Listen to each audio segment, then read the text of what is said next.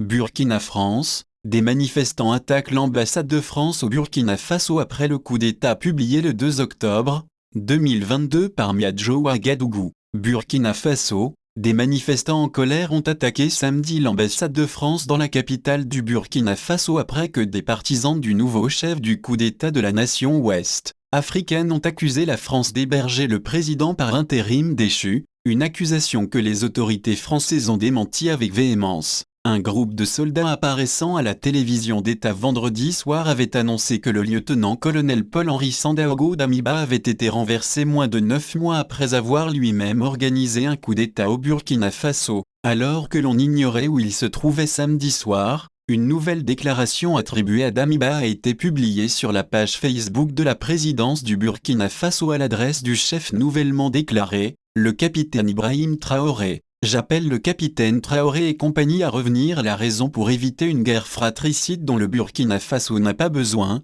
a déclaré la déclaration attribuée à Damiba, qui, contrairement à d'autres dirigeants ouest-africains évincés, n'a pas encore présenté de démission. Plus tôt samedi, les propos d'un porte-parole de la junte avaient déclenché une explosion de colère à Ouagadougou, la capitale. Damiba a tenté de se replier sur la base militaire française de Cambouinsin pour préparer une contre-offensive afin de semer la division parmi nos forces de défense et de sécurité, a déclaré le lieutenant Jean-Baptiste Cabre, lisant une déclaration au nom de la nouvelle direction de la junte. Une vidéo sur les réseaux sociaux montrait des habitants avec des torches allumées à l'extérieur du périmètre de l'ambassade de France et d'autres images montraient une partie du complexe en feu. Dans la deuxième ville du Burkina Faso, Bobo-Dioulasso, des foules en colère ont également vandalisé l'Institut français. La France a nié tout rôle dans les événements qui se déroulent dans son ancienne colonie et a averti ses citoyens de rester chez eux dans une situation déroutante à Ouagadougou.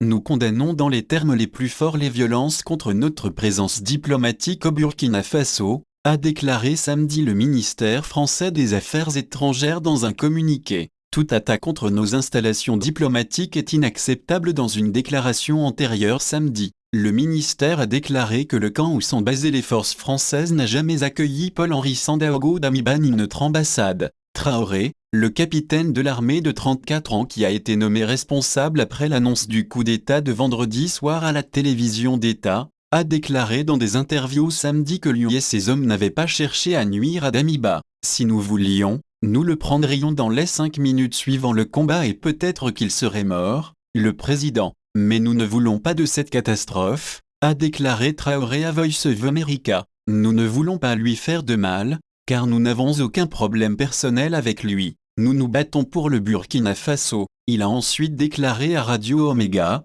nous n'avons aucune intention de traduire Damiba en justice. Nous souhaitons seulement qu'il aille se reposer car il est fatigué, et nous allons continuer à faire le travail. Alors que l'incertitude régnait, la communauté internationale a largement condamné l'éviction de Damiba, qui a lui-même renversé le président démocratiquement élu du pays en janvier. Le porte-parole du département d'État américain, Ned Price, a déclaré samedi que les États-Unis sont profondément préoccupés par les événements au Burkina Faso. Nous appelons les responsables à désamorcer la situation, à éviter de nuire aux citoyens et aux soldats et à revenir à un ordre constitutionnel, a-t-il déclaré. L'Union africaine et le bloc régional de l'Afrique de l'Ouest connu sous le nom de CEDEAO ont également vivement critiqué les développements. La CEDEAO trouve cette nouvelle prise de pouvoir inappropriée à un moment où des progrès ont été réalisés, a déclaré le bloc, citant le récent accord de Damiba pour le retour à l'ordre constitutionnel d'ici juillet 2024. Après avoir pris le pouvoir en janvier,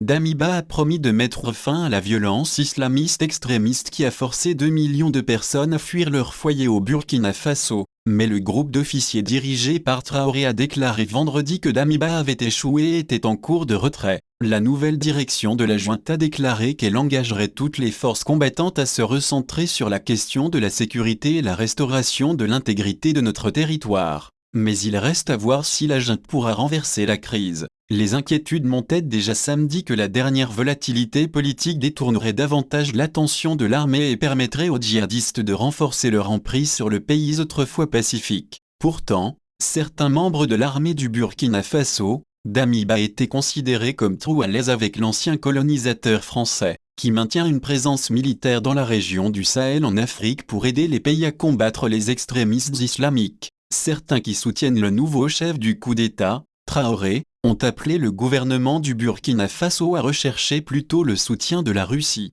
un point de discorde qui divise le MBSR, junte, l'armée et même la population depuis des mois et le choix des partenaires internationaux, a déclaré Constantin Gouvi, chercheur burkinabé à Klingendael, l'Institut néerlandais des relations internationales. Damiba penchait vers la France, mais on pourrait voir le MBSR Explorer plus activement des alternatives désormais, avec la Turquie ou la Russie par exemple, a ajouté Gouvi. Au Mali voisin, le chef du coup d'État a invité des mercenaires russes du groupe Wagner pour aider à la sécurité, une décision qui a suscité une condamnation mondiale et des accusations de violation des droits de l'homme. Le Mali a également connu un deuxième coup d'État 9 mois après le renversement de son président en août 2020, lorsque le chef de la junte a écarté ses homologues civils de la transition et s'est mis seul aux commandes. Chrysogoine Zougmor, président du mouvement burkinabé pour les droits de l'homme, a qualifié le dernier renversement de très regrettable, affirmant que l'instabilité politique n'aiderait pas dans la lutte contre la violence islamiste extrémiste.